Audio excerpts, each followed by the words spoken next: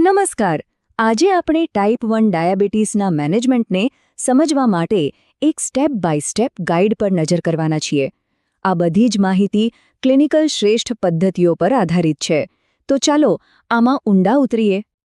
આખી ચર્ચા શરૂ કરતા પહેલાં આ એક વાક્યને મગજમાં બરાબર બેસાડી લેવું ખૂબ જ જરૂરી છે. ટાઈપ 1 ડાયાબિટીસ એટલે શરીરમાં ઇન્સ્યુલિનની સંપૂર્ણ ઉણપ. એનો સીધો મતલબ એ છે કે ઇન્સ્યુલિન લેવું એ કોઈ વિકલ્પ નથી, એ જીવન ટકાવી રાખવા માટે અનિવાર્ય છે. ચાલો ફટાફટ જોઈ લઈએ કે આજે આપણે કયા કયા મુદ્દાઓ પર વાત કરવાના છીએ. આ એક પ્રકારનો રોડમેપ છે જે આપણને આખી મેનેજમેન્ટની સફરને સમજવામાં મદદ કરશે. તો ચાલો શરૂઆત કરીએ આપણા પહેલા વિભાગથી. સૌથી પહેલાં એ સમજીએ કે ટાઈપ 1 ડાયાબિટીસનું નિદાન થવાનો ખરેખર અર્થ શું છે અને તે બીજા પ્રકારના ડાયાબિટીસથી આટલું અલગ કેમ છે? તો ટાઈપ 1 ડાયાબિટીસ છે શું?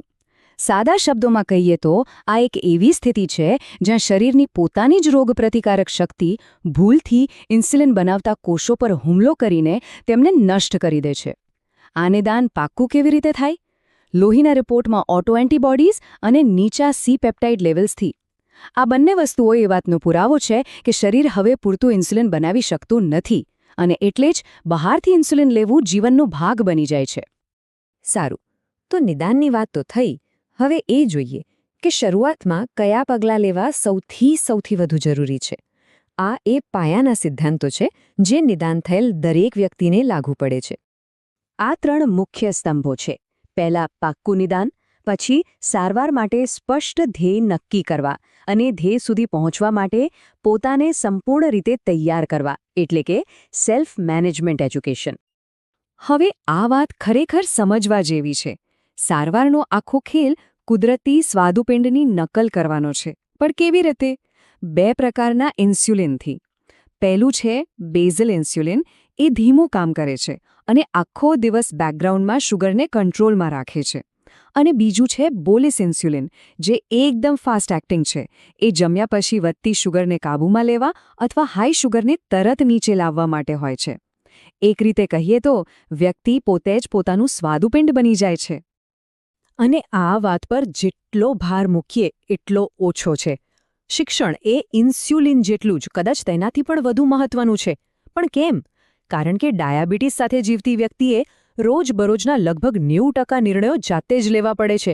ઇન્જેક્શન કેવી રીતે લેવું, ખાવામાં કાર્બોહાઈડ્રેટ્સ કેવી રીતે ગણવા, બીમાર હોઈએ ત્યારે શું કરવું અને સૌથી અગત્યનું માનસિક રીતે કેવી રીતે મજબૂત રહેવું, આ બધું જ શિક્ષણનો ભાગ છે.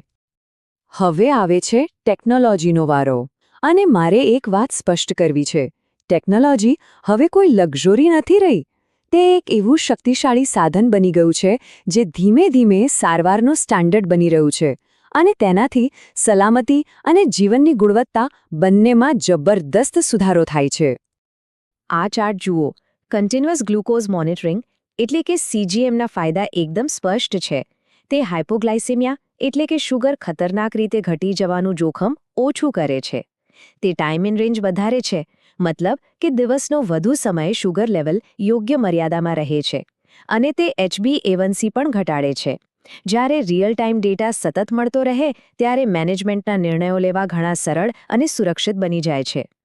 પહેલાં શું થતું હતું અને હવે શું થાય છે એનો તફાવત જમીન આસમાનનો છે.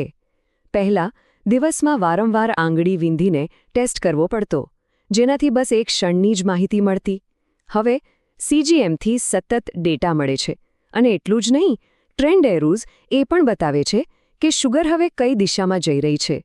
આનાથી આખું મેનેજમેન્ટ રિએક્ટિવમાંથી પ્રોએક્ટિવ બની ગયું છે. એટલે કે સમસ્યા થયા પછી પગલાં લેવાને બદલે સમસ્યાને થતી જ અટકાવી શકાય છે. ઓકે, તો શરૂઆતના પગલાં અને ટેકનોલોજીની વાત તો થઈ, પણ આ એક લાંબી સફર છે. તો ચાલો હવે આપણું ધ્યાન ટાઈપ 1 ડાયાબિટીસ મેનેજમેન્ટની લાંબા ગાળાની યાત્રા પર કેન્દ્રિત કરીએ. લાંબા ગાળાની સંભાળમાં બસ આ એક જ સવાલ સૌથી અગત્યનો છે. શું ગ્લાયકેમિક લક્ષ્યો એટલે કે શુગર કંટ્રોલના ટાર્ગેટ્સ પૂરા થઈ રહ્યા છે? આ સવાલનો જવાબ જ નક્કી કરે છે કે આગળ શું કરવું. અને જો જવાબ ના હોય તો એનો મતલબ એ નથી કે કોઈ નિષ્ફળ ગયું છે. બિલકુલ નહીં.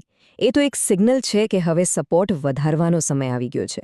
કદાચ ડાયાબિટીસ એજ્યુકેશનને ફરીથી જોવાની જરૂર છે, માનસિક સ્વાસ્થ્ય કે બર્નઆઉટની સમસ્યા હોઈ શકે છે, અથવા તો ટેકનોલોજીને અપગ્રેડ કરવાનો સમય છે.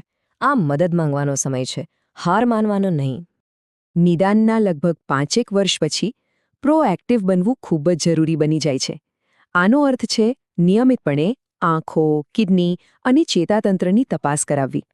આ સ્ક્રીનિંગનો મુખ્ય હેતુ લાંબા સમય સુધી હાઈ બ્લડ શુગરને કારણે થતી કોઈપણ સમસ્યાને વહેલી તકે પકડીને તેને વધતી અટકાવવાનો છે. હવે આપણે એક એવા વિષય પર વાત કરીશું જે થોડો ગંભીર છે અને બહુ ઓછા લોકોને લાગુ પડે છે. પણ એ જાણવું જરૂરી છે કે જ્યારે સારવાર ખૂબ જ જટિલ બની જાય ત્યારે શું વિકલ્પો હોય છે. કેટલાક સંકેતો છે જે બતાવે છે કે પરંપરાગત સારવાર હવે પૂરતી નથી. જેમ કે વારંવાર ગંભીર હાઇપોગ્લાઇસીમિયા થવું, શુગર ઘટી જાય તો ખબર જ ન પડવી, અથવા શ્રેષ્ઠ સારવાર છતાં ગ્લુકોઝમાં અત્યંત વધઘટ થવી. આ બધું એ વાતનો ઇશારો છે કે હવે કંઈક અલગ વિચારવાની જરૂર છે. આવા અત્યંત ગંભીર કિસ્સાઓમાં જ્યાં બીજું કંઈ કામ ન કરતું હોય ત્યાં બીટા સેલ રિપ્લેસમેન્ટ એટલે કે સ્વાદુપિંડ અથવા આઇલેટ ટ્રાન્સપ્લાન્ટનો વિચાર કરવામાં આવે છે. આનાથી શરીર ફરીથી પોતાનું ઇન્સ્યુલિન બનાવતું થઈ શકે છે. પણ હા, આ ખૂબ જ ચોક્કસ દર્દીઓ માટેનો વિકલ્પ છે અને તેની પોતાની જટિલતાઓ પણ છે. તો આટલી બધી વિગતો પછી ચાલો હવે એક મોટું ચિત્ર જોઈએ. ટાઈપ 1 ડાયાબિટીસની સંભાળના એવા કયા સાર્વત્રિક સત્યો છે જે દરેક જગ્યાએ લાગુ પડે છે અને દુનિયાભરમાં આ વિષય પર કેવી રીતે વિચારવામાં આવે છે. આ ટેબલ જોવું ખૂબ જ રસપ્રદ છે. એ બતાવે છે કે દુનિયાભરમાં ડાયાબિટીસ મેનેજમેન્ટનો મુખ્ય ધ્યેય તો એક જ છે, પણ ત્યાં પહોંચવાના રસ્તા અલગ અલગ હોઈ શકે છે. જેમ કે અમેરિકામાં ટેકનોલોજીને સારવારનો આધાર માનવામાં આવે છે, યુરોપમાં દરેક દર્દી માટે યોગ્ય ઉપચાર પર ભાર મુકાય છે અને યુકેમાં ખર્ચ અસરકારકતાને વધુ મહત્વ અપાય છે. તો ચાલો આખી ચર્ચાને અંતે આપણે એ 6 મુખ્ય વાતો યાદ કરી લઈએ જે ટાઈપ 1 ડાયાબિટીસ મેનેજમેન્ટનો સાર છે. પહેલું, ઇન્સ્યુલિન ફરજિયાત છે. બીજું, શિક્ષણ પણ એટલું જ જરૂરી છે. ત્રીજું, ટેકનોલોજી હવે વૈકલ્પિક નથી. ચોથું, દરેકના ટાર્ગેટ અલગ અલગ હોવા જોઈએ. પાંચમું, જટિલતાઓ માટેનું સ્ક્રીનિંગ આજીવન છે. અને છઠ્ઠું, ટ્રાન્સપ્લાન્ટ ફક્ત અત્યંત ગંભીર કિસ્સાઓ માટે જ છે. અને અંતમાં એક સવાલ જે આપણને બધાને વિચારતા કરી દે.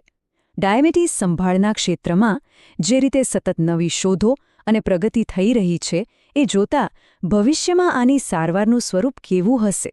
આ એક એવો પ્રશ્ન છે જે આશા અને જિજ્ઞાસા બંને જગાવે છે.